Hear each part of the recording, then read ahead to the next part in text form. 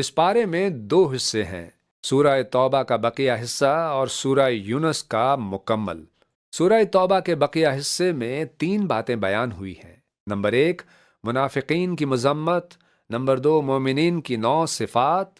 Number 3، غزوہ تبوک میں شرکت نہ کرنے والے 3 مخلص صحابہ۔ پہلی بات، منافقین کی مذمت۔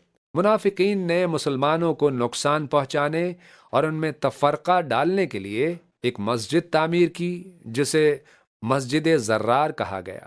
اللہ تعالیٰ نے نبی کریم صلی اللہ علیہ وسلم کو اس مسجد میں کھڑے ہونے سے منع فرمایا، اور آپ صلی اللہ علیہ وسلم کے حکم سے اس مسجد کو جلا دیا گیا تاکہ مسلمانوں کو اس کے فتنے سے محفوظ رکھا جائے۔ دوسری بات، مومنین کی 9 صفات بیان کی گئی ہیں۔ توبہ کرنے والے، عبادت کرنے والے، اللہ کی حمد کرنے والے، روزہ رکھنے والے، رکوع کرنے والے، سجدہ کرنے والے، نیکی کا حکم دینے والے، برائی سے روکنے والے، اللہ کی حدود کی حفاظت کرنے والے۔ تیسری بات، غزوہ تبوک میں شریک نہ ہونے والے 3 مخلص صحابہ، حضرت کعب بن مالک رضی اللہ عنہ، حضرت ہلال بن امیہ رضی اللہ عنہ، حضرت مرارہ بن ربیع رضی اللہ عنہ۔ ان تینوں حضرات سے 50 دن تک معاشرتی بائیکاٹ کیا گیا، پھر اللہ تعالیٰ نے ان کی سچی توبہ قبول فرمائی اور اس کی خوشخبری وحی کے ذریعے نازل کی گئی۔ سورہ یونس کی آیت نمبر 1 میں بیان کیا گیا ہے کہ قرآن کریم ایک عظیم حکمت والی کتاب ہے اور انسانیت کے لیے ہدایت کا سر چشمہ ہے۔ دوسرا موضوع، قیامت۔ سورہ یونس کی آیت نمبر 4 سے 11 میں بیان کیا گیا ہے کہ روز قیامت تمام انسانوں کو 2 بار زندہ کر کے اللہ کے حضور جمع کیا جائے گا، لیکن کفار کو اس حقیقت پر یقین نہیں۔ تیسرا موضوع، توحید۔ سورہ یونس کی آیت نمبر 31 میں اللہ تعالیٰ انسانوں کو غور و فکر کی دعوت دیتے ہوئے فرماتا ہے کہ آسمان و زمین میں رزق دینے والا، زندگی اور موت کا مالک صرف اور صرف اللہ تعالیٰ ہے۔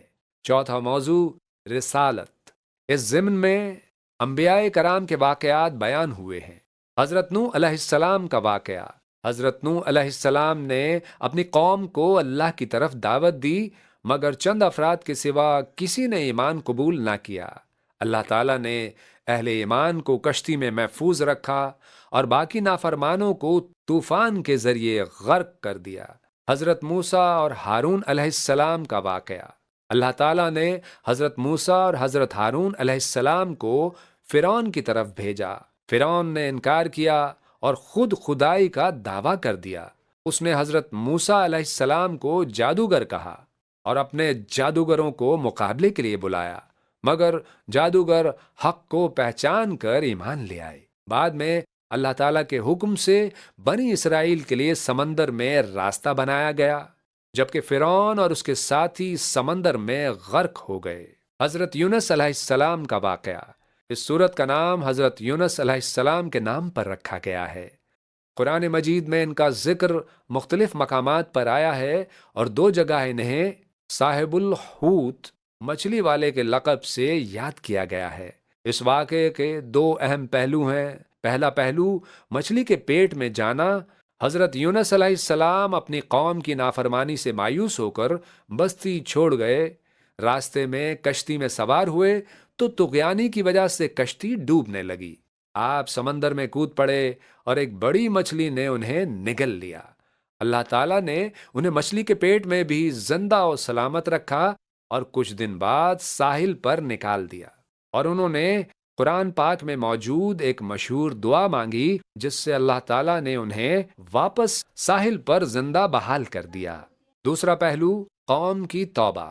ان کی قوم نے جب عذاب کے آثار دیکھے تو مرد و عورت، بچے اور بڑے سب صحرا میں نکل آئے اور آہوزاری کے ساتھ اللہ سے معافی مانگنے لگے اور سچی توبہ کی۔ اللہ تعالیٰ نے ان کی توبہ قبول فرمائی اور عذاب ٹال دیا۔ نہ صرف کیجئے تلاوت دن و رات، پڑھنا ہے اب ترجمہ بھی ساتھ ساتھ۔